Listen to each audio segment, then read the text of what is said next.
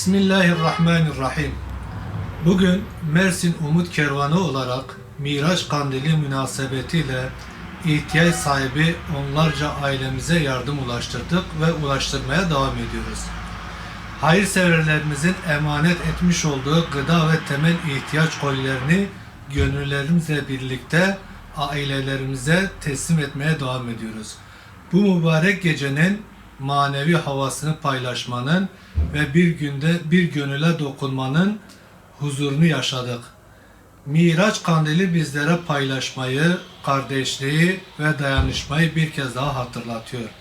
Bizler de bu bilinçle çalışmalarımızı aralıksız sürdürüyoruz.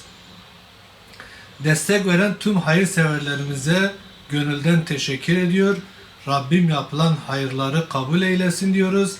Yardımlarımız inşallah bundan sonra da artarak devam edecektir. Mersin Umut Kervanı.